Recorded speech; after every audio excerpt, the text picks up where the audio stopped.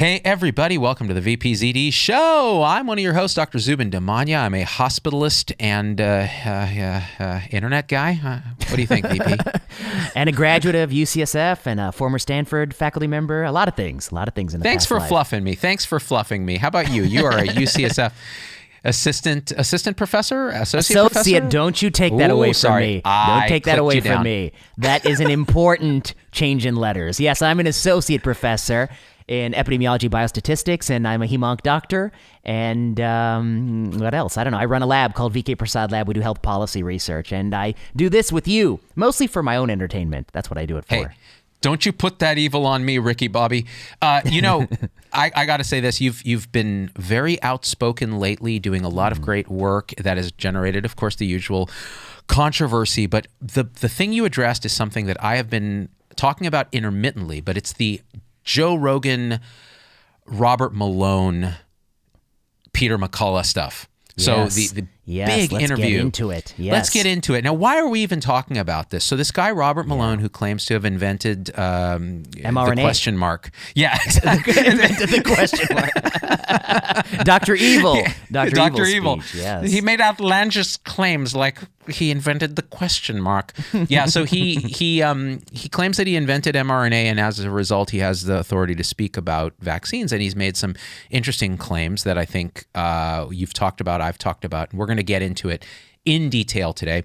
But why does it matter? Because Rogan has a lot of reach, and a lot of people are talking about this. And I think there are many people who are convinced not to vaccinate either adults or children based on what he said. Now, you and I have both had a kind of nuanced take on kids and COVID vaccines and myocarditis and that kind of thing. And mandates. We're nuanced on mandates. We're nuanced on mandates. We're nuanced on any kind of actual policy that... Yes.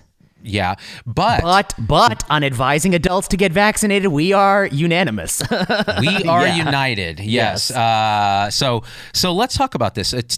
How do you want to start? Because this is a morass that many have feared to tread in, and it doesn't behoove us when the mainstream sort of physician community, like the 270 doctors that signed a petition to mean like 55 doctors and like 80 fake people or something. It looks like I think the petition is crumbling. Yeah, I don't know. I saw some news reports saying that they're not all doctors, and it's kind of a they said that about Great Barrington too. They're like, these aren't really scientists. They're all like, but they had 11,000 signatures, so I'm sure some were fake. But some were fake. Yeah. So the idea that these 270 physicians are calling out Rogan and saying you need to or Spotify, you need to deplatform Rogan for platforming this guy. Yes. How about this? How about a direct point-by-point rebuttal to what the guy is saying? Because that's exactly a good use of your time. Yeah. So that's really well put. And I think that's what led me to do this for Unheard Magazine. And maybe we'll put a link in the show notes to this article. But, basically I sat down and I listened to both episodes twice. I listened at a little bit faster than one-time speed, but I listened to both twice. And you need a prize for that, dude. That's... Yeah, it's like 3 hours plus 3 hours plus 3 hours plus 3 hours, but maybe I got through it in, 6-7 hours. And then as I was listening the second time, I took notes, and my notes were basically like, oh, he said this, he said this, he said this, and McCullough said this and this and this. And then I put them together and I tried to say, let's put this in a bucket, this in a bucket. And I really wanted to do a fair job of actually summarizing what they actually say, which I think is the first rule of proper scholarship and debate. And then what I wanted to do was say, is there anything they're getting right? And if so, what? And I actually thought there's a lot they get right. And actually, it is good that they're saying. And then I also saw, is there something they're getting wrong? And what is that? And there's a lot they get wrong. And so, I just fundamentally don't believe. First of all, writing a letter that we should deplatform Joe Rogan, are they crazy? I mean, let's just talk about that for a second. Let's say, hypothetically, Spotify cancels their most popular act. Sure, maybe they'll do that. They'll cancel the guy with 6 million downloads an episode or 7 million an episode. Maybe they'll do that. And then what? What will Joe Rogan do? Joe Rogan could hang a shingle out in front of his house and he'll get 1 million people to sign up to that shingle. Easily. You can't silence this guy, and you shouldn't want to. Actually, you should want to give him credit where credit is due, and I think he does deserve some credit. He's an open-minded guy. He's often quite funny. He is a comedian, and he's a good interviewer. You know, I've heard him interview Neil deGrasse Tyson and some other Brian Greene. It's spectacular interviews on science. Oh yeah, those are great. Yeah. He's he's allows people a forum to talk, and you know, he is willing to change his mind and willing to engage in dialogue. And I don't know. I think, you know, it's not for me to decide should he have had these two on, but these two people were canceled from other platforms, which is what naturally led them to get that extra bump to get on his show. And now it's clear that has backfired. And by canceling Malone and McCullough, you have actually amplified Malone and McCullough in, you know, an order of magnitude more. Yeah, absolutely. And the bottom line is canceling just doesn't work. If your goal is to shut people up, it won't work. If your goal is to get attention to yourself and show your righteousness, that will work for a second in your own tribe. That's it. Your own tribe, yeah. The whole cancel thing is nonsense, and we're seeing it now. So now because a bunch of go on. Yeah, because people try to deplatform these guys, you and I are stuck with the painful job of watching hours of this shit and then going through and point by point. So let's do it. Do you want to? And I'm going to alternate it for you. Something he says right and something he says wrong. Is that fair? Perfect. Let's do it. And we may disagree on what he says right. Even. Okay, that's all the better. All the better. Yep. But I think at least for a couple, I think we've talked about so much before that I think we'll probably be in agreement. But maybe a couple will disagree. So let's talk about one thing, which is I think he gets right, which is that you know, Malone says, quote, he's talking about vaccine safety, quote, no discussion of risk is allowed, end quote. And he says there are some people out there who, if anytime you bring up vaccine safety, you're labeled pejoratively an anti-vaxxer, and that's used to stifle debate. And actually, this is the thing that I kind of gave him credit for, because in the universe of vaccine safety signals, and it could have done many things, but there's one safety signal that has become very important, and that's myocarditis in boys between the ages of, let's say, 12 and let's say 30. That was the important safety signal from Pfizer and Moderna. The other safety signal that was important was in women after Johnson & Johnson under the age of 50 and vaccine-induced thrombocytopenia and thrombosis. Those are two important safety signals, and they require, I think, you need to think differently about vaccinating those groups of people. So Malone and to some degree McCullough, they talk about this. And what do they say that I think we'll all agree on? Boys more than girls, Moderna more than Pfizer, or maybe I said that, they didn't say that. The precise estimates, I think, you know, they range from 1 in 3 to 6,000.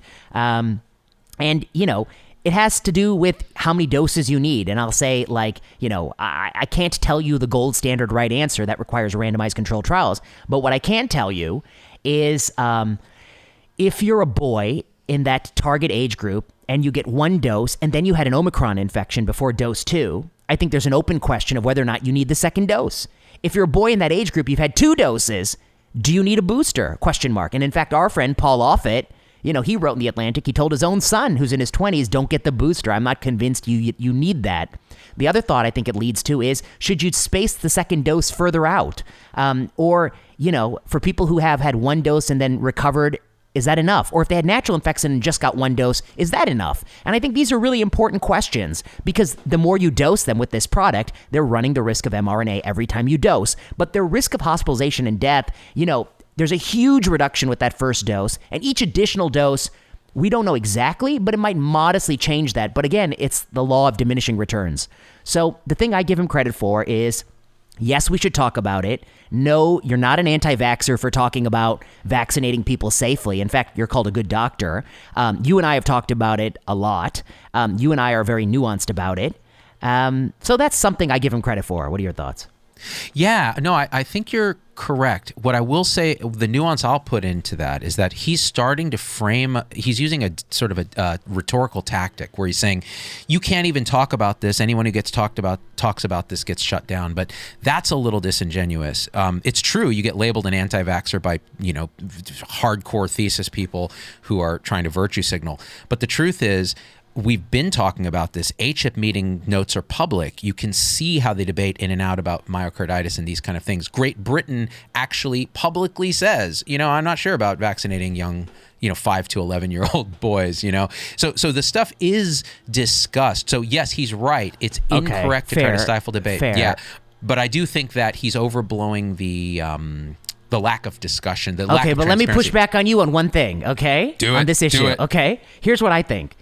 Let's be honest. Over the last 10 years, you are one of the top 5 greatest proponents for vaccination in the media ecosystem because you are a powerful social media personality, a doctor who has advocated for vaccines for more than a decade. Is that fair to say?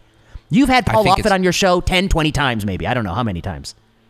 Yeah, I had him on the show to the point where physically in the studio, anti-vaxxers were banging on. They figured out where we were. They echolocated us using bat signals and came and actually started pounding on the window while we were doing a live show. That's how much that's of a scary. That's my pro-vax credentials. Credentials. Okay, so that's point number 1. You have been doing this for a long time, and you have been, I think, a great advocate for vaccination.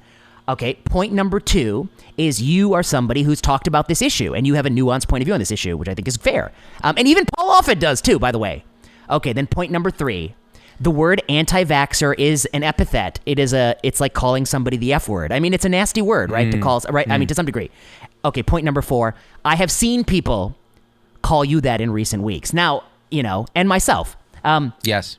So I guess the point I want to make is that we are living in a really delusional place. If Z-Dog MD, the guy who's basically been pushing vaccines for 20 years, if Z-Dog MD is an anti-vaxxer, then it's like Neil Armstrong is an anti-astronaut. What are we talking about anymore? What the hell are we talking about? This is crazy.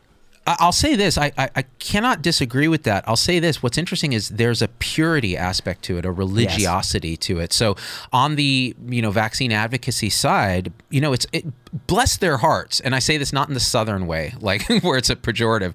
I'm saying it like I really feel bad. The position is hard because there's so much mis and disinformation, so much confusion, so many professional sort of activists that have been opposing childhood vaccines that these people have a playbook that they've had to go by for a long time. Then along comes a pandemic where there's some nuance and they're using the same playbook. So if I'm not, what's interesting is the way they attack me is by a proxy attack on you. So because you ask about myocarditis, the attack on me is, look, we know Z-Dog's not an anti-vaxxer, but he sure platforms some anti-vaxxers. I'm like, so who are those? Oh, who are those? That would Marty? be Marty? Dr. Marty Macri, the professor from Hopkins, or Dr. Vinay Prasad, the guy who has vaccinated more people than I'm sure they have because I vaccinate post-auto? Okay, sure. Exactly. So that's the thing. It's a purity issue. You're not ideologically pure on it. Therefore, you need excommunication. But I think that's where Malone has the point, which is that, Marty and I and Monica and what are we talking about anymore? We're all doctors. We went to med school to help people. That's our goal. We may disagree on policy issues. We're all pro-vaccine. I don't know if there may be a few doctors who truly fit the anti-vax label who are, categorically opposed to the vaccines, but we're all professors. What kind of a claim is that? You think we've been like lying and, hiding out, waiting to say myocarditis after dose 2? Why were we quiet about childhood vaccination for 10 years and, giving it in clinic and all this stuff? What do people really think? They really think we're like secret anti-vaxxers? Are they crazy? They literally do. Yeah, they literally do. They might not be. The brains might not be working. Yeah. Well, it's delusion. Yeah, so, it's delusion. Like, your piece was retweeted by or refeatured in the Epic Times or something, and people which I don't control. Think, yes, which you don't control. It's this kind of it's actually a logical fallacy to attack someone with a guilt by association fallacy, and that's what they're doing. They're saying, did you look at the comments on your videos? There are anti-vaxxers there commenting on your videos. Therefore, you must be really resonating with the anti-vaxxers. And you're like, wait, hold on, take a breath. It's because we're actually talking in nuance that people who would never listen to us are now listening to us. Right. And that's why you and I and Marty, you're meeting people where they are, which is Public Health 101. They're sending us emails saying, you're the only person who ever could have convinced me to get a vaccine. I am an anti-vaxxer. They self-identify as anti-vaxxers, and they're going and getting the COVID vaccine because they finally heard a doctor who actually doesn't speak to them like they're idiots, right? Yes. So anyway, but then let me make this point. But to Malone's point, the fact that people look around and they see Z-Dog is called anti-vaxxer by proxy, Vinay Prasad, professor of hematology oncology, he's called anti-vaxxer. That when they see that, there's a lot of academics out there who say, you know what, I just don't want to talk about it because I want to stay out of this debate. So it does stifle debate. I do think, good point. If you call people these words, if you call people words that don't apply, you stifle debate. Anyway, so that's his point. But let's go to what he gets wrong, because that's more fun. No, that's a great point. I'm going to take that point as very well taken. Yeah, go for it. I mean, we're on the same page on this. But okay, this is where I think I was claim Malone, McCullough, vaccines have lots of other dangerous side effects. So he says, what about that boy with seizure and paralysis? What about it may have a major threat to reproductive health for women? What about that? What about suppressing T cells and then causing you to have cancers later, unusual cancers? He said all these things, and I guess what I would say is, obviously, I think. How can I put it? I think that's not good to say all those things, because in two ways it's not good. I mean, one, it's kind of irresponsible. Like what if you got the vaccine and your big toe fell off? What if you got the vaccine and you developed gouty arthritis and it was really bad, Z-Dog? What if you got gouty arthritis? I thought I heard about somebody got gouty arthritis. I mean, this is bad. I mean, one, there are infinitely possible things that could happen to you after vaccination. Some good, some bad. The burden is on people to kind of validate these things as linked to vaccine before you start going around telling people about what you worry about. And when you say that it might cause unusual cancers, and I've not seen any data that supports that claim, when you say that, you really do fearmonger, and you feed into that delusion that these things can do all sorts of negative things.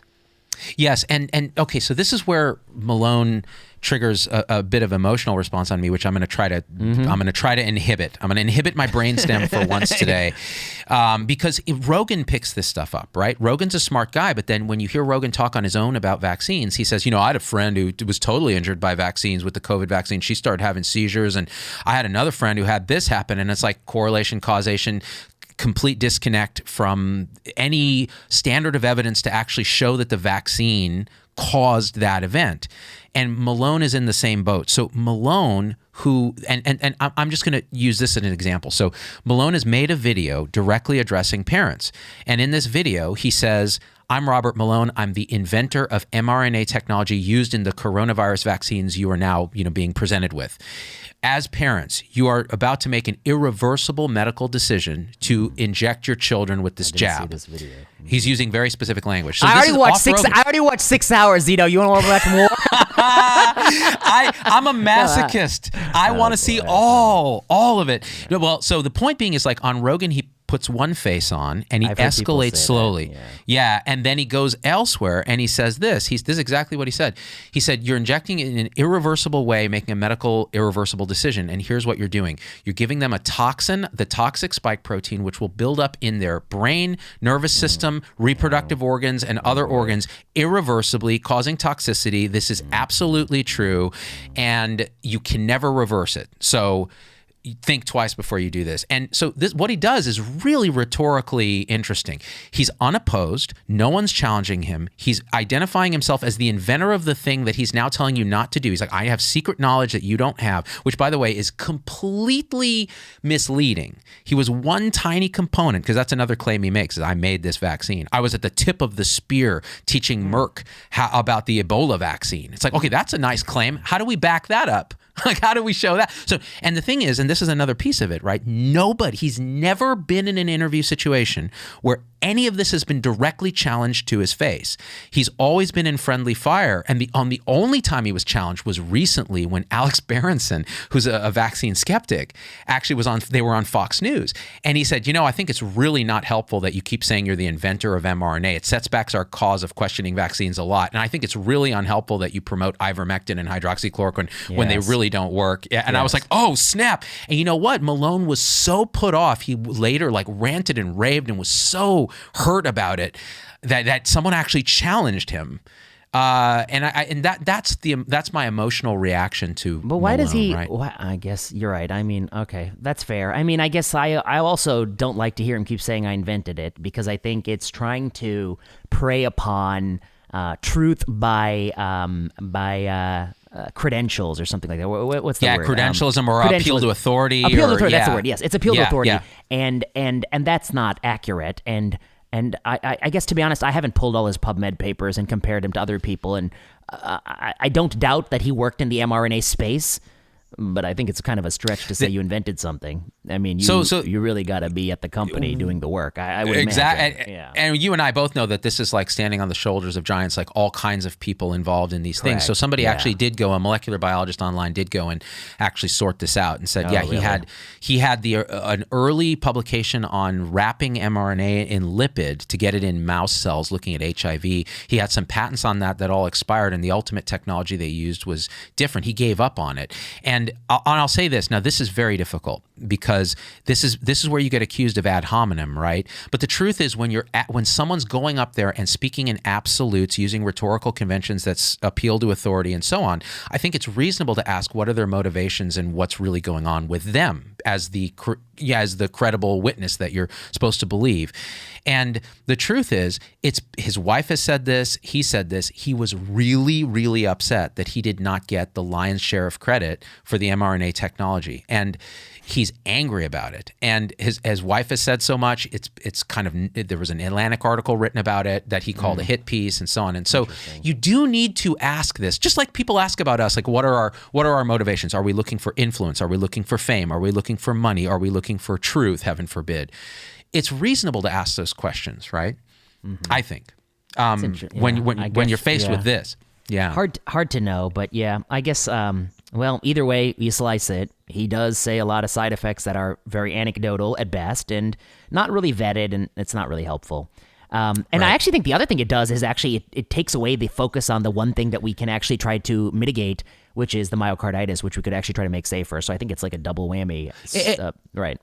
You're right, because everything you said, maybe space the dose out, maybe give one dose, maybe have a talk about these, maybe certainly don't give Moderna to people under 30. These kind of that's not rocket science. That's just good medicine. But and that's what you're an Germany. anti-vaxxer. That's what Germany's done. Norway has done. You know, the kids 5 to 11. I think it is a tricky space because, as you know, the United Kingdom right now, if you're 5 to 11 and you have a comorbidity, you'll get vaccinated. But if you're a regular healthy kid 5 to 11, they're not doing it.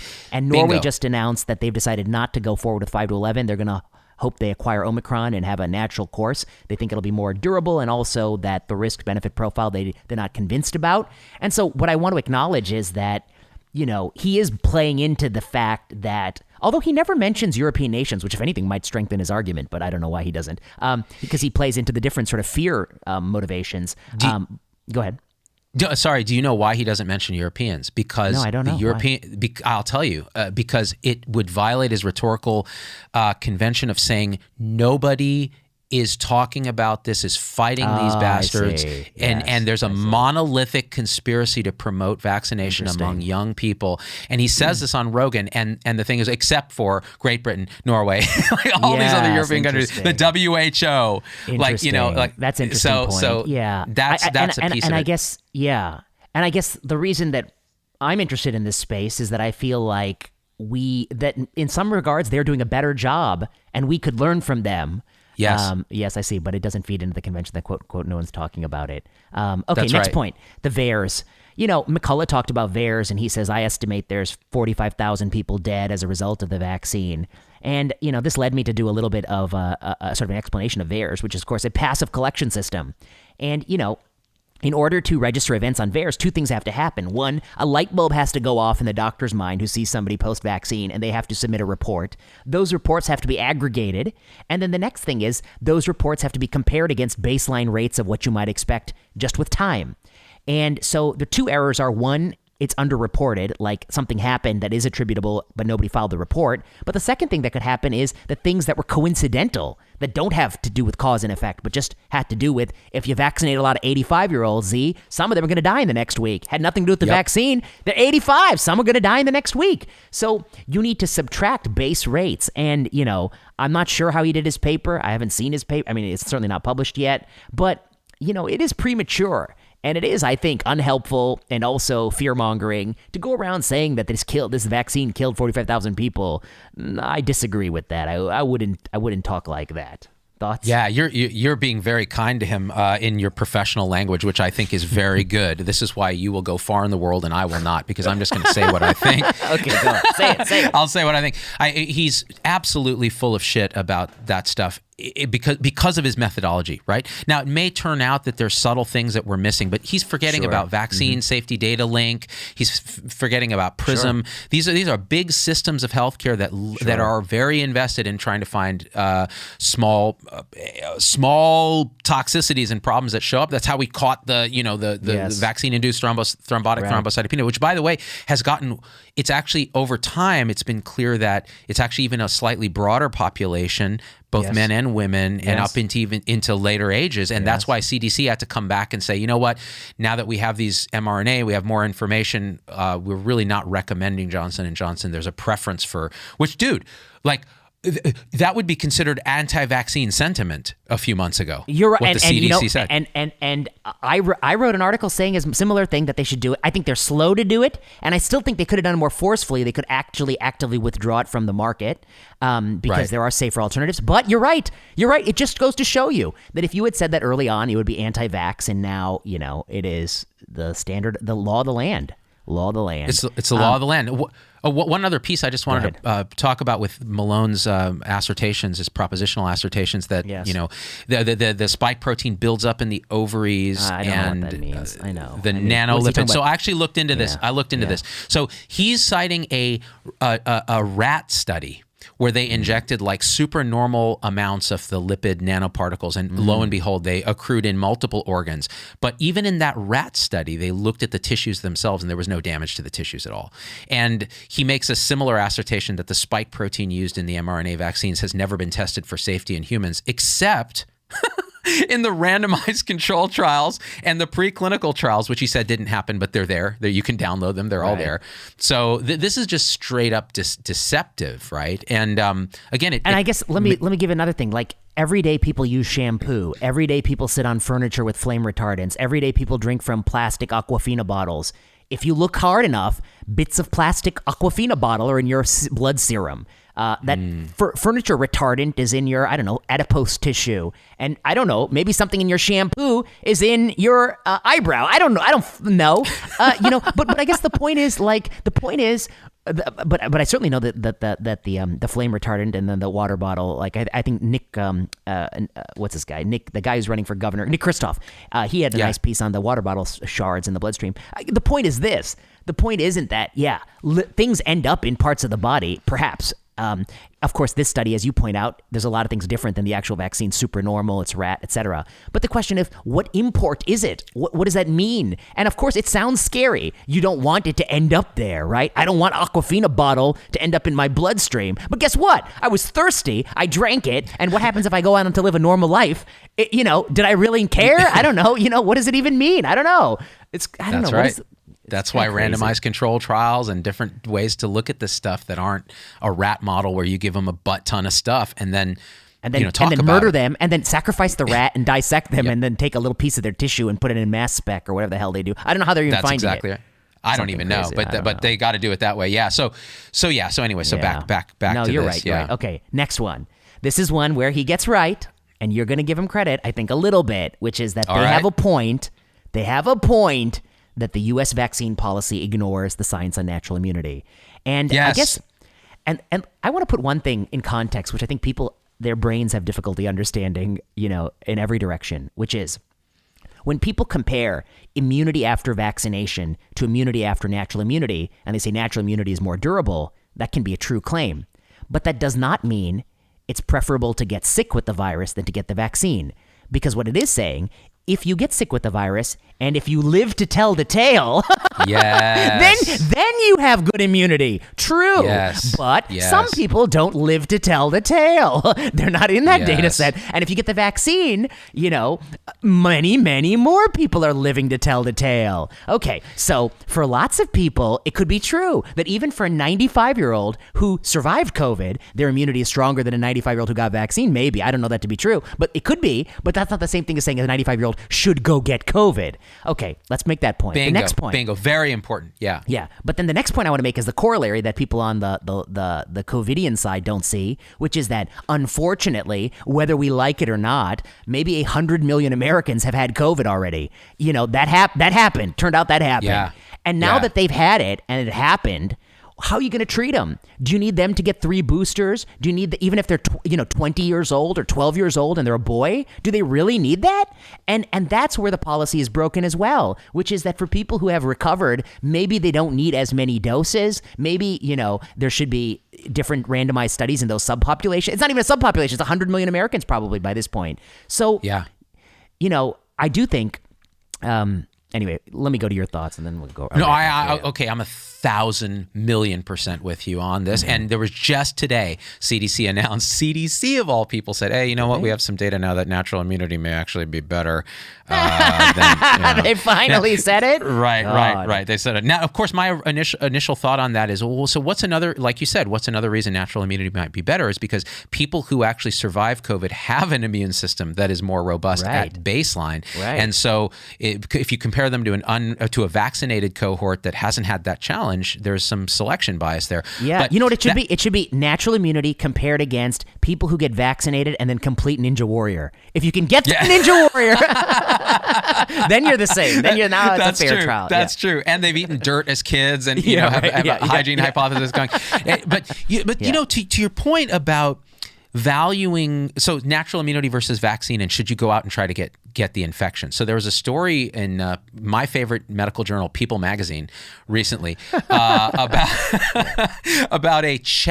a rather famous Czechoslovakian folk singer who, I don't know, I think she was in her 50s, and her son, they were in a band together or something, and she did not want to get vaccinated, and her son had told the story after her death that said, she never said why, but whenever we talk about it, she would get very emotional. And in the Czech Republic, they have vaccine and immunity passports. So in order to go to venues and do things like that, you need to show either that you've been infected recently or you have been vaccinated. So one of her family members got infected, and she decided, I'm not going to distance. I'm going to stay with them, and I'm going to get this so that I can have the immunity and then have my passport. And of course, she died. She dropped dead in her bathroom, presumably of a clot or something. And so this is, again, there's 2 things to point out here. One is, okay, you don't prefer the natural infection to the vaccine when possible, because you never know if you're the one who's going to drop dead. But the second thing is, this poor woman felt compelled to obey some passport that's going to do nothing for transmission, and lost her life because of the purity rules of the religious overlords. Right? Wow! You see both side failures. So both sides are in this woman's story. And if you don't feel love in the face of the suffering of that family, like if you're a pro-vax zealot, you're just like, good riddance to her. She's a dumbass. But you accelerated her death with a stupid passport. And if you're a person, and if you're an anti-vaxxer, you accelerated her death by making her seek infection.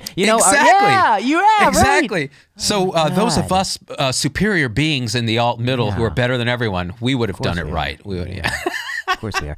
But you know what else I was thinking? I mean, that's such a great story.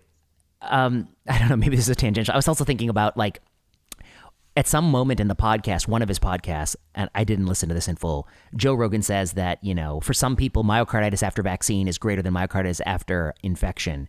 That's actually a true claim that, like, among 12 to 30-year-old boys who have had 1 dose of Moderna, if you get the second dose of Moderna, your risk of myocarditis is way, way higher than if you had developed COVID-19 infections even without any vaccine in your body. That's just a true claim.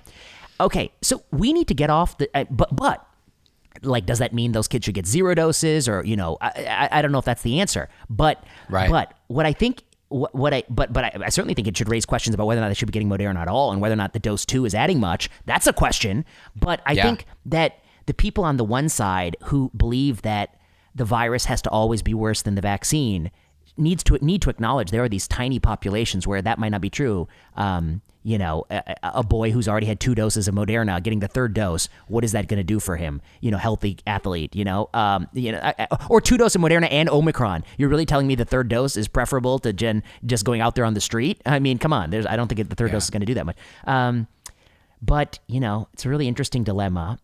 And the last thing I want to say, The vaccine myocarditis, it shouldn't even be close. Are you people out of their minds? It shouldn't even be close. It's supposed to be a whole lot safer than getting ill with like, we shouldn't be like nail biting and like, was Joe Rogan right? Let me look at the bar. It shouldn't even be close. That's another point. It should be way, way, way safer. Yes, that's the standard. Yeah. Now I'll say this. I'll say, well, there's MISC, there's long COVID in kids, there's all these other things that you could say you're preventing. I mean, I don't know. No, go on. Yeah. But So it's the question is less with Delta, less with Omicron. True. Okay. Area under the curve. What's the benefit? What's the risk? And it's age specific, it's sex specific, it's vaccine specific. Can we talk about that? That's all. Yeah, and it's dose specific, right? Like first dose might give you a lot of the MISC benefit, and then second additional doses may not. Yeah, right. So that's interesting, good. Interesting, very interesting, and so that's what we should be talking about, and that's where it becomes very frustrating, and you empower these sort of Malone types because you don't allow those conversations, and again, it gets to the religiosity of it. So on the COVIDian side, there's a purity issue. Like you are impure if you haven't vaccinated with a booster, whatever the tribe is saying, and double masked with a KN95 at age 3 or whatever, and you're impure. Whereas on the other side, on the purported COVIDian side, the antithesis, we'll call them thesis and antithesis. On the antithesis side, it's less insulting, it's less pejorative on both sides. And this purity issue is one of you wait a minute, you're going to go full jihad on me and make me look like I'm in Riyadh and covering my face forcibly, right? That's a liberty versus oppression thing. And also, here are the holy sacraments of ivermectin and hydroxychloroquine, which the holy are sacred. Okay, but let me ask you this. It's interesting because the COVIDian side is largely, they're not in the mainstream media, and they're not, true. They're not in universities, and these are people pushed out of, a lot of society. But the COVIDian side, this is Stanford University, my friend. If they have the students are going to be expelled from university if they don't get boosted by the end of this month. Even if they've had Omicron, and there's then just yesterday, Sagar from Breaking Points with Crystal and Sagar tweeted out that there's a Hopkins student who had COVID and had vaccines, and he's going to be threatened to be expelled if he doesn't get boosted by the end of the month by Hopkins. I mean, This is really crazy stuff that's being enforced by our institutions and people who are supposed to be smart. So I guess that should scare you, right? I mean, there's always going to be dumb people in society, but why are smart people doing dumb things?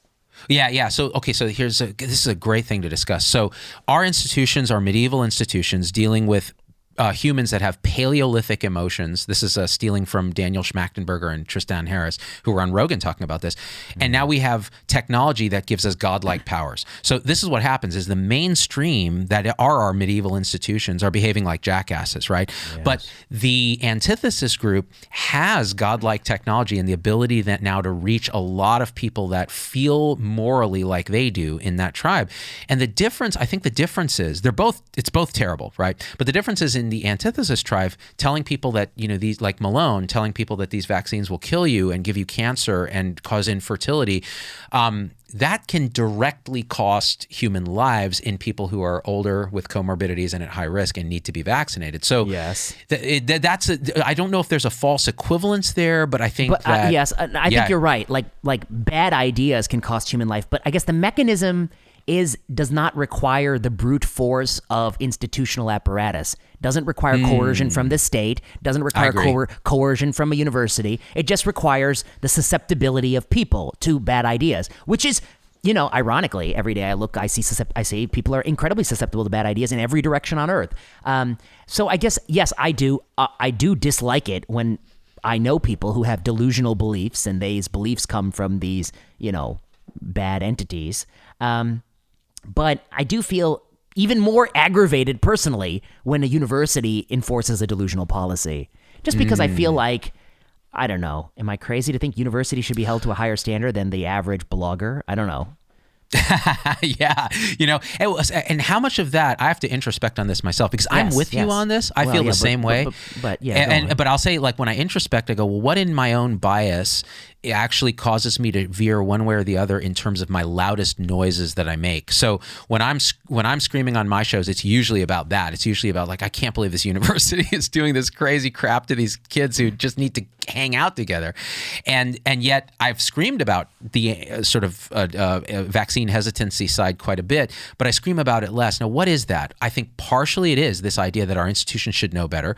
Secondly, it's because I live in the Bay Area, so I see that psychosis much more. But then I hear from doctors who live in the Midwest, and they'll say, Z, look, I'm with you on this alt-middle idea, but it seems like you really focus on these things. Is it because you live in the Bay Area and you're seeing the disease there, and you're not seeing the disease I'm seeing, which is people who are really poorly educated about this stuff, who are listening to Rogan and Malone and are going out and they get belligerent in the hospital when you talk about vaccines, and they get angry with you, and it's because they've really been turned. Okay. I So hear I'm curious your thoughts. One question though, which I don't know the answer to, is that people always say that like, I saw somebody whose mind was shaped by Malone. And what I want to know is, was his mind shaped or her mind shaped by Malone, or did they already have the inclination they didn't want to do it, and they just found a convenient, puppet or a convenient spokesperson for it? That's one question. The next question is, I will be honest with you. I'll tell you why my bias is the way my bias is. My bias is that, like, why? I'm a university professor. Who do I talk to the most? University professors. I live in the university professor. For several years pre-COVID, probably the majority of dinners I had were with multiple university professors, like literally the only crowds I hang out with. And I'll use a non-COVID example, progression-free survival. Progression-free survival is something we use all the time in oncology. It's the time until tumors get bigger, there's a new tumor on scan, or the patient passes away. It's a composite time to event endpoint. And the time to get the tumor gets bigger, it's 20% bigger. Okay, that's from 20% bigger from the smallest it ever was. That's an arbitrary size. Do patients feel good at 119% and bad at 121%? No, it's arbitrary. Okay, so I have I'm correct. It's a surrogate endpoint. It's not an endpoint of how a patient feels or functions. It is a stand-in or surrogate endpoint for that. Every once in a while, I go to a professor dinner, and some professor says progression-free survival is a clinical endpoint. It's not a surrogate endpoint. And I say, why would you say such a thing? That's just totally wrong. And then I explain where response rate came from, a 1970s dinner party where some old men were feeling marbles through foam rubber, and that's why they got the I explain all this stuff. And then I show them the concordance data, multiple plots showing low R-squared correlation, coefficient of determination values. I really prove that this is a weak surrogate at best, and then they still say to me, well, for some people it's clinically meaningful. And then I show it has no correlation with health-related quality of life. Again, they say the same. And then I want to say to them,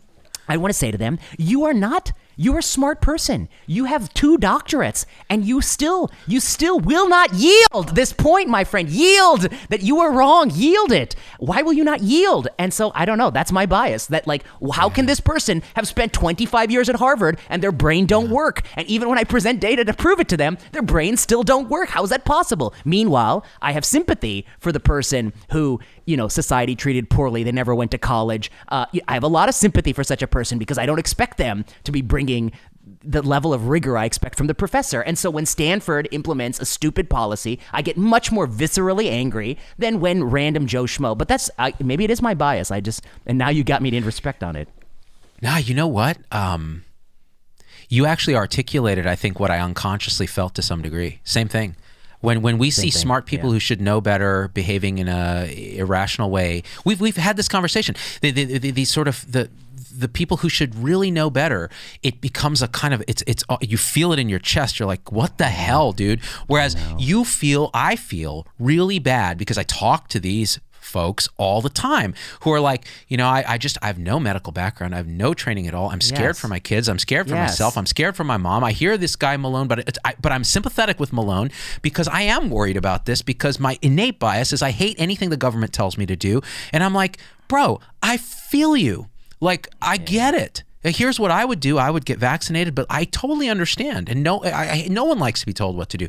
So I'm with you. You've articulated it very clearly. I think people should listen to what you just said to understand if they think we're biased in some way, this is the nature of it, right? Because we should recognize our biases and put them out there, and then it's a clean bias. You're like, this is where I'm coming from. This is what informs what I say. Yeah. And I even want to go further and push it, I'll argue to you, it's not a bias. Here's why it's not a bias. We are supposed to live in a society where the people who operate universities and work at universities are, I hate to say it, they're supposed to be better thinkers. No offense. We need a society that's fairer. Everybody born in any walk of life should have an equal chance of being a university professor. They should have that opportunity. But not everyone is meant to be doing this extreme level of analytical thinking. It's one particular type of thinking, analytical thinking. It's not for everybody. Some people are gifted analytical thinkers. Some people are not. Sometimes it'll surprise you. I knew a guy who dropped out of college, but he was a car guy. And this guy is like the greatest analytical thinker you've ever seen just for automotive. Just for automotive, the way he troubleshoots, it's like car talk on NPR. It was like that level of analytical thinking. Those guys have PhDs from MIT. Okay, so I don't want to say that analytical thinking is confined to the university, but what I do want to say is that among people who work in biomedicine at the highest levels of universities, it should be enriched with the absolute best thinkers. Yes, we need to improve the pipeline, but once you get to the rarefied level, there is no safety net. There is no, mercy. It's really pure meritocracy. You have to write well, write fast, write good, think good, be better, speak clearer. Okay, that's my view of world. Kill me if you disagree, but I mean, the world can be fair, but when you get to the tippity top, you want the person in charge to know what the hell they're doing. Okay, and if that person will not yield to better arguments, if they will not see reason, I really feel like the whole world is failing. Why are they in that position? Why are these people running Stanford if they don't know? If they don't know basic things? Why are they setting the policy? Meanwhile, the person who is seduced by the Malones and McCulloughs, I feel pity for. I feel the opposite emotion. Why do I feel pity for them? Because, they were born into a country that was sort of shifting, a country where for the prior generation, you'd always earn more than your father. You'd always earn more than your mother. But now that's not true anymore in terms of real wages. Your opportunities are stifled. Some of these communities, like from where I'm from, LaPorte, Indiana, a lot of those industries are moving away. It's hard to grow up and stay close to your parents if you're in LaPorte, Indiana, because there's not a lot of great job prospects. Education is, the cost of going to college is horrendous. What they teach you in college is so much irrelevant garbage. There's so many more, all this kind of stuff. And so I feel sympathy for somebody who didn't do biomedicine, but I don't have any sympathy for somebody who's running the policy program at Johns Hopkins University. I expect that person to be the creme de la creme of thinkers. And if they're not, then why do they have that job? They need to be booted immediately. That was pretty well said, brother. I have nothing to add. I'm just sitting back eating popcorn. It's great. I haven't really explicitly thought about why that bothers me so much, but I think that's the reason. Now, you articulated it really well. Yeah. I'm with you. The meritocracy piece, the equality of opportunity, not outcome. You have the opportunity. If you fuck it up, go away. And be criticized. I want to also acknowledge that there are ways in which, opportunity may be passed along paths of privilege. So if if your father was a rich professor, you're much more likely to be connected. Sure. And those things need to be ameliorated. And the pipeline has to be better. And we have to do a better job of letting anyone from any walk of life have the opportunity to get to that level. But once you're at that level, there is something about people. Some people are just, their brains work better at that than other people. And we need a way to promote those people and push the other people away, because we need the people at the top who know what they're doing. Listen, I believe it was Cobra Kai that said it best. No mercy, strike first. At that level. Yeah. Yeah. I guess all right. That's why I called myself an old-fashioned doctor, because these old-fashioned ideas that you have to actually be good. I want to say a side thing, Z. Can I just say my side? Yeah. Okay. Come with it. I always get many trainees come to me. How can I publish papers? How can I write a book? How can I do these things? How can I have podcasts? And I was like, that's not your first question. Your first question is, how can you be the best at whatever you want to do? And if you want to comment, I mean, it depends on what you want to do. I only do a few things in life. I don't play, you don't see me out there playing tennis professionally, etc. But the thing I like to do is read papers and interpret them well, I think. And so I was like, what does it take to do that? I don't know. It takes 7 years of solitude, like Batman in Batman Begins, or 7 years in Tibet. You have to go out there and do some work quietly and practice and hone your craft, and then come back when you're good at it. I mean, and nobody wants to do the work anymore. I mean, everyone just wants it handed to them. I was like, that's not how it works. Okay. I'm with you, and we'll both get fully eliminated from any teaching responsibilities for saying that by being realistic with trainees. Well, I think people like it. I mean, I do too. I do too. I've always been that way. Yeah. People, I mean, the whole goal of teaching is to make someone better at doing, and so that's what we need to work on. Well, and then that reminds me. So, what do you think about these kids at different schools, high schools, and colleges that are protesting purportedly, according to mainstream media, about they don't feel safe, like they don't feel like protected against COVID? It saddens me that they're not thinking good. I mean, I don't know what to say. It really saddens me. It saddens me to know that we got another generation of people where there are lots of people seduced by groupthink whose brains don't work. I mean, just sit down, get an actuarial table, look at your risk of dying if you're a healthy 17-year-old boy who had 2 vaccines in you, and compare it to your risk of dying of suicide, car accident, injury, fall, trauma, skiing. Compare it to anything else you do and tell me which is higher. And if you're still so scared, okay, then I really wonder about you. And then the second thing I wonder is, where do you think the virus is going? You want to walk out of school now, it's not safe. Okay, sure, walk out. And then maybe we'll come and we'll put some filters in, and I don't know what they'll do. Maybe they'll have you wear 17 masks. I don't know how many masks they'll, maybe who knows what we'll do and to make it safer for you. What's going to happen when you get sick with it next year or the year after that or the year after that? Where do you think the virus is going to go? Is it going to go away? Is it going to go hide? It's going to get you. So, get over it. I don't know. I mean, I don't know. I also wonder if the media loves to highlight these stories, if it's true or not. It's true. It's like 200 kids somewhere. Right. Exactly. And suddenly it's the whole country doing, protesting.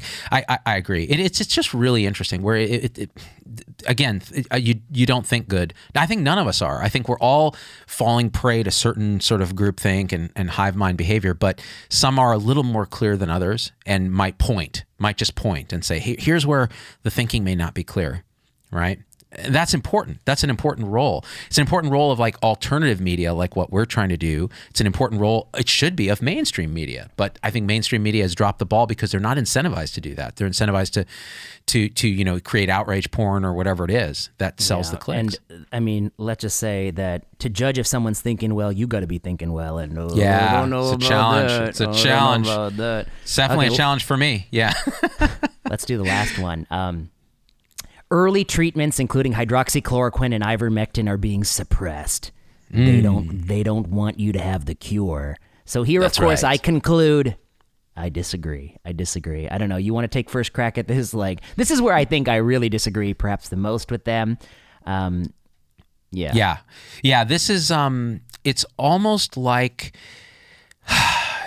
what Malone accuses the vaccine establishment of saying is, listen, we're going to suppress all these alternative treatments because we want a monolithic thing to create the what he calls the mass formation psychosis.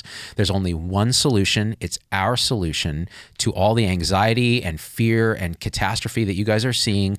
Now we're going to take advantage of this and promote the one solution, which is vaccines. And ivermectin and hydroxychloroquine and all these other things, we're going to suppress them because they're going to interfere with our one solution, even though we know they work. Now, this is where I got so fucking pissed when I heard Malone talk. I wanted to go over there, and this is all emotional. It's all ad hominem. So just forgive me for a second, because I know the antithesis crowd is their immune system's going to get triggered by what I'm about to say. He goes on to say, it's hospitalists. That's my profession. We are internal medicine doctors who are trained to only take care of patients in the hospital. We are probably the lowest paid physician specialties that work in the hospital. I mean, maybe short of PM&R or something. We see 20 to 40 patients a day. During COVID, there's been burnout, infections, horror, and this fucking fucker accuses hospitalists of colluding across the country to promote vaccines because, this is what he said, to my recollection of the interview, because it will allow them to stay in the hospital longer because they're not as effective as the treatments, hydroxychloroquine and ivermectin, and that would make the hospitalists more money and their overlords and the hospitals more money. Stuff. And I'm like, have you ever fucking touched a patient? Have you worked in the hospital? Every hospitalist I know is desperate to get people out of the hospital because they are drowning. They're dying. They're blocking patients in the ear. I forgot about that. They had some claim where he was like, the hospital doesn't want people to get better at home because it makes them more money.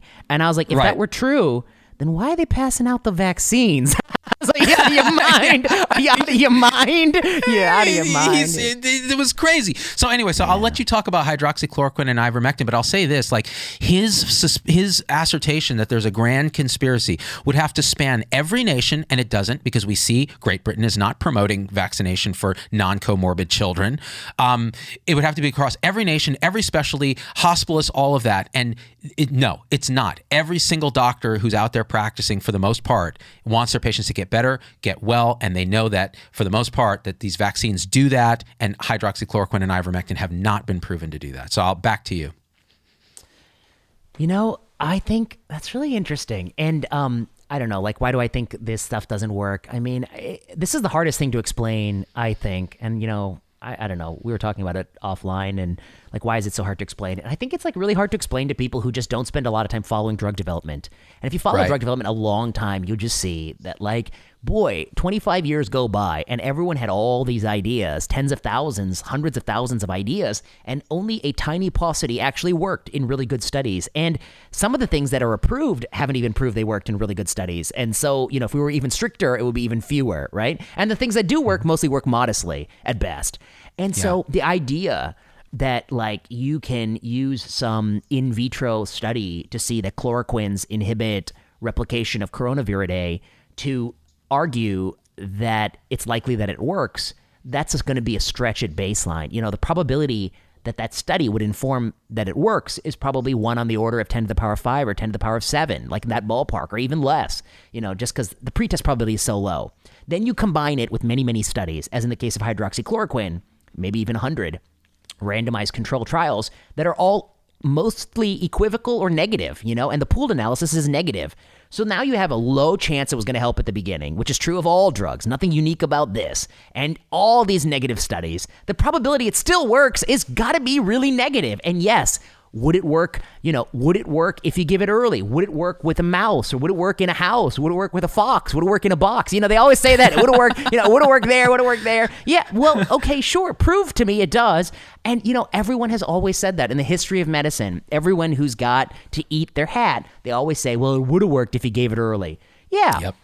And the other thing I want to say is, how come nobody ever asks, do these drugs penetrate the rat ovary too? Because maybe actually, right? Like it's the vaccine. Does that get into that rat ovary? What about, does hydroxychloroquine enter a rat ovary? I bet if you swallowed, did you know, Z, if you swallow hydroxychloroquine, it'll go right to your testes. Did you know that? I don't know. I actually assume that. That's why I swallow it daily. I just need any help I can get. That's where you want. It's the rest of the organs that is wasted on. Yeah. Yeah. I mean, come on. What the hell are we talking about? I mean, and so I don't know. Then ivermectin is like similar, low pretest probability. They're ongoing studies. So I don't want to.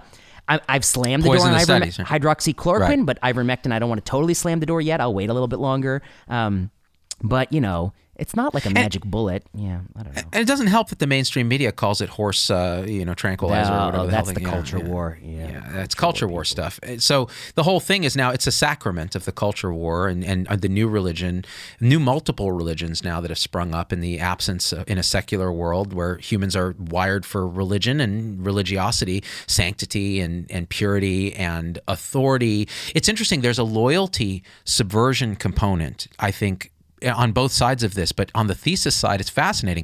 Listen, are you going to speak out against vaccines in any way that isn't absolute? You're disloyal to the medical establishment. Don't you know we're suffering and hospitals are filling up, and how can you talk about this?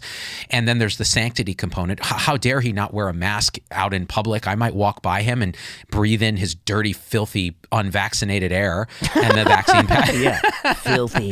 And the vaccine passport's the same thing. Filthy, dirty people that are unvaccinated, mudbloods out there walking around with their dirty, filthy blood. It's like we've heard this kind of language before, right? And then on the other side, it's the same thing. Like, the cabal of evildoers, these devils that are pulling the strings of the world government and the Great Reset and the Gateses and all this, and they want to suppress cheap and easy drugs that, of course, are also made by these big pharmaceutical companies, but never mind. And, by the way, some bits of misinformation that he put out, that Japan beat COVID with ivermectin. Simply not true. They never recommended ivermectin. That's just a straight falsehood. The other thing he said was Uttar Pradesh used ivermectin. Uttar yeah, just not true, right? Like there's no evidence that ivermectin was why they had a decline in cases.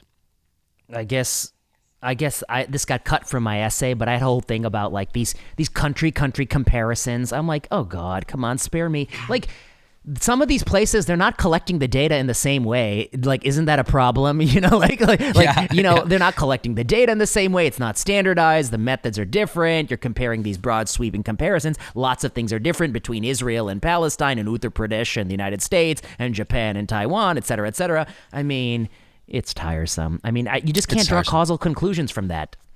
Right. But you don't censor them either. You don't like. No, you don't, of you course don't, not. You don't, that's the last Facebook, part of my essay. Yeah, Let's talk about that. Yeah. I guess, I mean, this is what really irritates me about antithesis? Thesis? I don't know which one. The COVIDian side. The thesis side. Yeah, they're the ones that they like to censor, I think. I mean, oh, yes. I guess everyone likes to censor, but they're the ones who have the ear of the these power. platforms. They have the power to do it. Yeah. Yeah, and so I guess I talk about, like, I don't know. Booting these people off these platforms is deeply foolish, and already it's backfired because, you know, they got on Rogan and they have way more adherents now, and they're martyred. You know, it's like making a martyr out of somebody. Absolutely. Another religious thing, yeah. And the right way to do it is to give them credit where credit is due and to point out when they say wrong. And I just want to point out that, you know, my little thing, I just saw last night, Joe Rogan himself tweeted my essay on what he got right, what he got wrong, which actually shows you... Right? You're going to be downing creatine shakes with that guy pretty soon. I don't have the body habitus to tolerate creatine, you know. Dude, if you ever go on a show, he's going to shame you. He's going to be like, "Look how skinny you are, VP. You need to muscle up." And I'm not sure I believe in all these kind of supplement products, but that's a longer conversation. But that's another conversation, yeah. But I guess I mean, you got to give a guy credit for. I mean, I don't know, if somebody wrote a big article about what you and I got right or wrong, would we RT that? I don't know. Depends. I mean, if I thought it was really fair, maybe I would. But I mean, he's willing to amplify criticism of his own show to his own audience, and you give a man a lot of credit for that. Yeah, you know who does that too. So this is something that I call, that's been called. And by the way, I give a lot of credit to David Fuller, Rebel Wisdom, his group of sense makers there for a lot of the ideas that I steal and then popularize and promote. And I got to say, there's a new video he did about religiosity in COVID that I think is a must see. I shared it on my platforms, and I may put a link to it here. But God damn it. What were we talking about, VP? I've already lost my train of thought because I was thinking about David and how awesome he is. Amplifying criticism to your own followers. Yes. So this thing called audience capture. So we're all to some degree potentially captured by our audience. We know what it feels like in the comments when you just get piled on because you've pissed off the audience, or you have a certain demographic that really likes to watch your show and you say something they really don't like. It's it can create a lot of internal friction if you're not self-aware, right? And you can unconsciously start to abide this audience and feed them stuff they really want. Now, somebody like Rogan, he's been really good in general about not doing that, although he can fall prey to it. For example, with Malone and with McCullough, he features these guys, but he doesn't really feature a lot of people that oppose what they're saying. He had a couple, but nobody who's nearly as charismatic or compelling. Like, I don't think Gupta counts, right? Because he's just he's a mouthpiece of the thesis.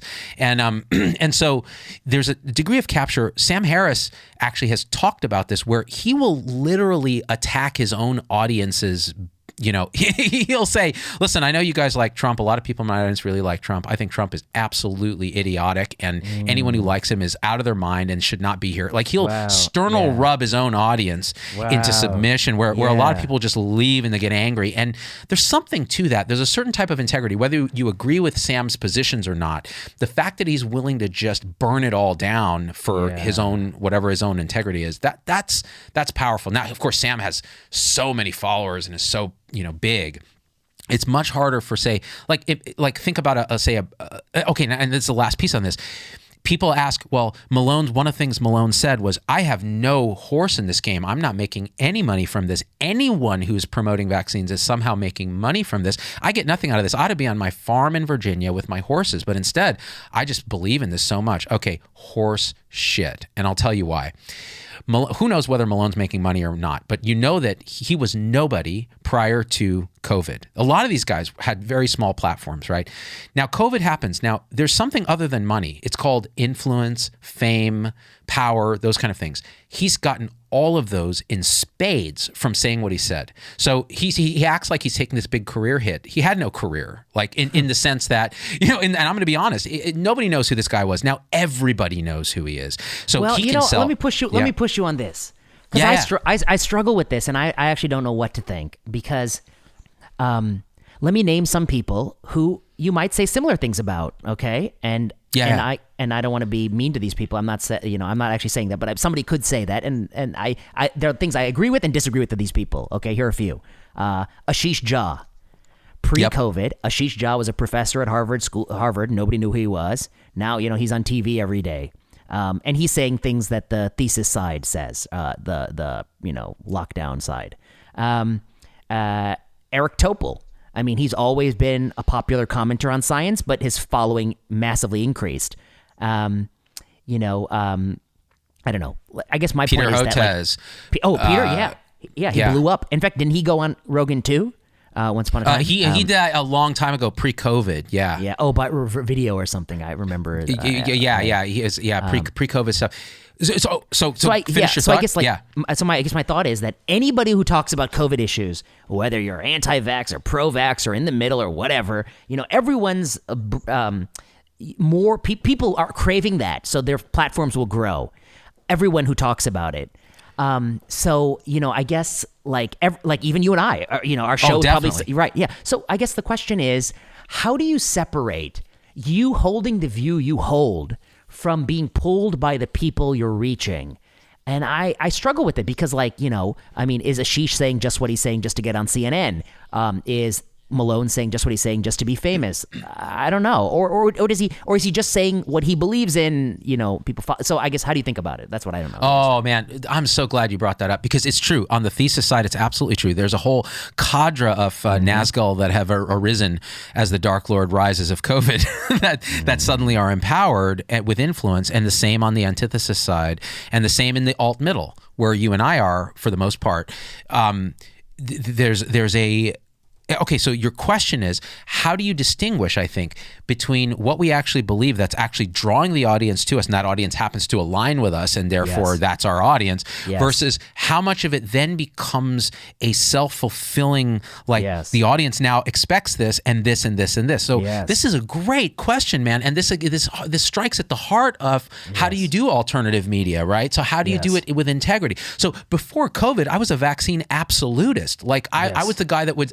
I made a video saying, zero tolerance for anti-vaxxers. They are delusional cult members. And now I'm speaking in this nuance. So a lot of my early audience has actually complained to me. They're like, what happened to the 2016 Z-Dog that we signed up for?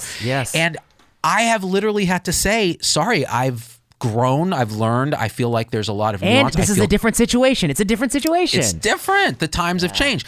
But the question is... But wait, I just want to say, I'm the same boat because pre-COVID, I'm what do I write? I'm writing books on cancer drug policy, the excesses of pharmaceutical industry. I'm in the sort of deep left side of the issue. And now I'm much more following the data. And a lot of the people who used to love me hate me. And people who used to hate me love me. I mean, what can I do?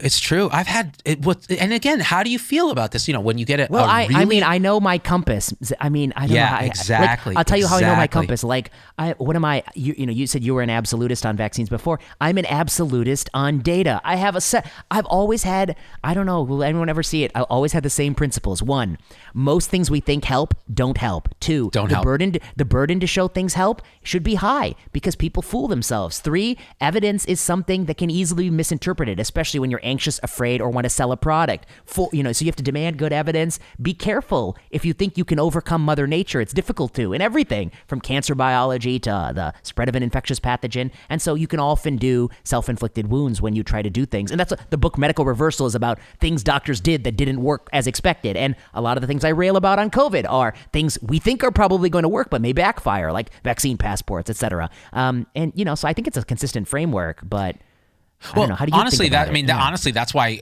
I like to do a show with you, because I know this about you. You've been consistent. In fact, I reached out to you years ago prior to COVID because I saw your work and I said, this guy is as skeptical of how medicine does its business as I am. And that was a kinship, right? Because we both share that particular compass. And what's interesting is what I've had to learn, what I've had to grow into myself is understanding how to look at another side compassionately and be able to speak to them in a way that is accepting of who they are without giving up the fact that I actually think what I'm saying is right and I need to persuade you. So that's been a change for me that COVID helped to accelerate. And the truth is, if you're not allowed to change, grow, or have strong opinions because you're afraid the audience is going to abandon you, then that's a bad model, right? Which means you're dependent, right? You're dependent on clicks and all that. So your survival mechanism is that you probably, to a large degree, you're willing to tolerate massive losses in your audience. Yeah, I am. In fact, I'm willing to tolerate it going to zero. I just don't care. But it took me a long time to get to that point. You would have asked me 5 years ago, and I'm like, wait, you lose my whole audience? Like how, why, what? So I have a few tactics, and I'm curious what you think. Like one tactic is, this is one thing we defer a little bit, because you always nicely say like, oh, somebody wrote me an email, and somebody wrote me an email. And I guess the truth is, I'm sorry, people. I can't read your emails. Like I don't read them. I disable all the comments on Twitter. I try not to look. Every once in a while, somebody I know like screenshots something and texts me like, "Hey, did you see this?" I'm like, "No, of course not."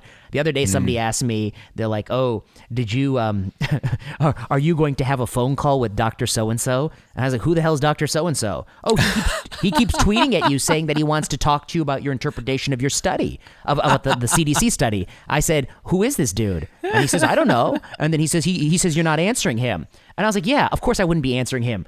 I don't know who you are." And then I looked him up, and I was like, and this person, it's like a ghost online, no publications, doesn't work at a university. I don't even know what type of doctor this person is. I'm like, no, I hate to tell you, I'm sorry. I'm happy to, if you invite me to give grand rounds at your university, you want an Oxford-style debate, and you're a decent university, I'm there.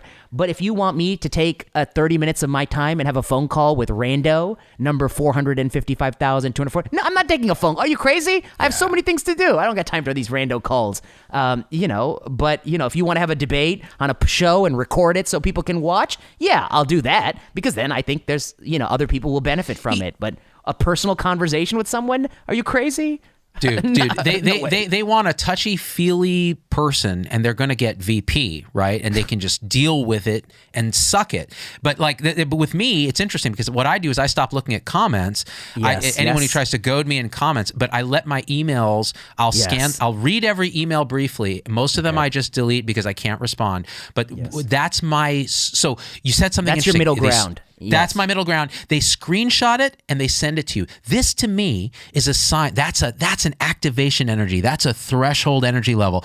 If people care that much to either go out of their way to do that, or you hear it in a offline, whatever, then it's going to reach my attention. But otherwise, they don't reach activation energy, and there's so much noise out there, right? So you have to so much noise. Come on, you have to kind of set a threshold, and that's why Twitter, I agree. Don't like. I just dump and run. I hate to tell people. I'm in clinic. I'm in the hospital. I'm writing these papers. I'm spread, and I'm getting 400 emails a day. I'm like, come on, I can't. I don't have time for this shit. Look, I'm sorry, I don't know how you do what you do, because you're a full-time clinician and researcher, and you're doing all this stuff. You don't have enough time to even tie your laces, dude, let alone answer a single email. For me, this is mainly unsolicited email. Yeah, right. I mean, for me, it's like, well, this is kind of what I do now. Like, and I feel, so it's a little different work-life balance, right? So it's different because I'm not getting paid to see patients. So it's a different balance. But the truth is people need to understand that about each of us, right? Like before they get really butthurt when you don't answer their email, or they get very angry that you're not responding to their tweet. I think that's part of it. People hold grudges about that shit. They get emotional. They're normal humans. That's just like, oh, he's too good to listen to me. It's like, no, we're too busy, dude, and we need our own sanity. Yeah. And again, like, there's a difference between a debate held on a neutral platform than having a rando talk with some rando. I mean, no offense to some rando, but like, what are the rules of the debate and who's moderating and where are we going to do it? And you get something going that's kind of fun. Yeah, of course. Let's do it. Of course. Yeah. You want 30 minutes of my time? No, I'm sorry. What do I want to talk to you for? And plus then to go on, I don't even know. I mean, or just write your criticism down and email me or whatever. I mean, I'm talking about a CDC study. It's not even like you can direct it to the authors of the study. You can skip the middleman, what do I care? I mean, I just told you what I thought. You take it, leave it. That's it. You go on with life. All right. So we did a thing. What did we not talk about? I mean, I think the core points that we agree, and then maybe the places we have different sort of feelings. Where we agree is, you can't silence Joe Rogan, just like you cannot extinguish the sun. I mean, he has 7 million followers who are quite loyal. He's ahead of CNN, so let's not be silly. 2, you shouldn't want to silence him. You shouldn't want to. You should want to engage because, if you really care about those people who follow him, you will try to change their mind, as I hope my essay does to some degree, particularly around vaccination. Censoring is a fool's errand. Censoring is never going to be sustainable. We live in a world where there's just too much information coming out for anyone to even parse to be a censor. Censoring is prone to abuse, and censoring can backfire, as it did in these 2 cases. So give up on censoring. That censoring is the hallmark of a weak mind. The third point I think we agree on: vaccines good. Adults should get vaccinated. Definitely, you ought to do it, and we've been big proponents for that. At the same time, there are a few places where our vaccine policy can be safer. Adolescents, boys, and then the same thing as mandates may not make sense, and that's a separate issue. But the places that and then the last thing is that these guys fear-mongered a lot on risks of vaccines, and they were kind of probably wrong about early treatment and sort of conspiracy theories. And then the places where, I guess we feel a little bit differently emotionally is that, I think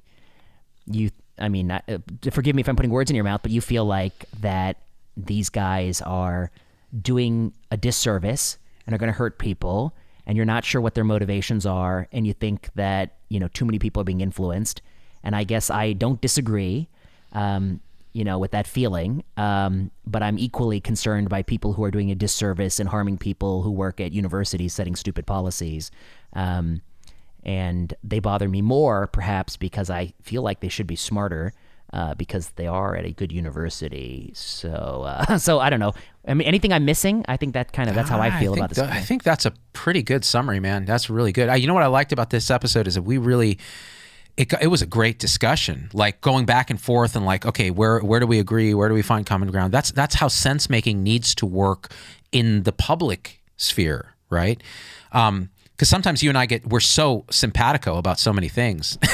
It's almost instantiating a little groupthink of our own, right? We are simpatico. We are. I mean, that's why we're self-selecting to kind of, But every now and again, we really got to. It's good to have at least play devil's advocate as much as we can, and then maybe we'll have to some point we'll have to get guests here and just really kind of somebody who challenges our thinking. Forces you to stand up and beat them into submission, VP. Just smack them silly. I mean, intellectually. I guess, or persuade them lovingly. There's that. One or the other. But I guess that will be interesting. I don't know. I mean, I think, you make me think about interesting things, actually, because I'll tell you, prior to this conversation, I hadn't thought so much about why does it bother me that Stanford is making a double vax 20-year-old get boosted who already had Omicron? That really irritates me. And Malone irritates me, but I also feel like, I guess, let me put it another way to put it to you. I'm still struggling to articulate this. In human society, there will always be a Malone. I mean, whatever the issue is, from an asteroid is going to hit Earth to how the tides rise to, in every walk of human life, there's going to be some fraction of people who are looking for an alternative explanation, dissatisfied with the status quo. They're going to look for somebody who tells them something different, and they will find such a person. There'll always be that, especially around issues like health, where, the funny thing about health is lots of us have it, but it doesn't last forever, and we're all going to lose it someday, And so there's always the opportunity for cupping and acupuncture and, bullshit drugs that don't work and, all that sort of, predatory stuff. So I feel like the Malones to some degree are inevitable. For every Malone you extinguish, there'll be 3 more Malones. I mean, I don't know what their names are, but, people who come along selling these things.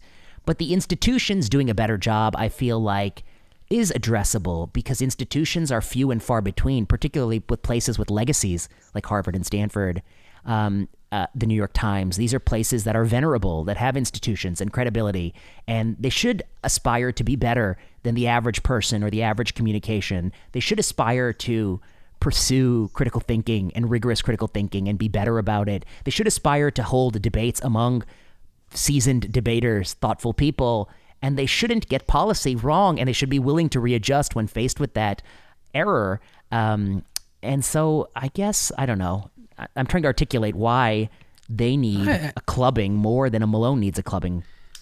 I think that's well articulated. I would say this, I'll add this third component, which is those of us in this space, this kind of alt-middle media space that are trying to make sense. I think it behooves us to, when a mal one, because that's the literal Malone bad one, arises. It's easy to spend all day playing, whack-a-mole with these kind of things, right? Whack-a-mole, yeah. But I think teaching people the skills to actually recognize good thinking and bad thinking, their own biases, try to make connections between people's morality and why they believe the way they do and their motivations and what they're saying and the propositional things they're saying. I think that's important. So I agree with you. I think we got to hold our institutions accountable, which we're doing a pretty good job of, you and I, on the show, and also hold the population accountable to be better stewards of knowledge and sense making. And I think we can do that in tandem. I think it's good. I like the way you articulate that. That's actually really helpful because people they will, one of the big criticisms of us is, why are you so hard on the mainstream and less hard on the antithesis? And that's a good articulation for why we tend to focus on that. Because the mainstream is not whack-a-mole. There's only one mainstream. They can do better. Yeah. And ironically, if the mainstream does a better job, they'd be less kindling for the whack-a-moles. Agree.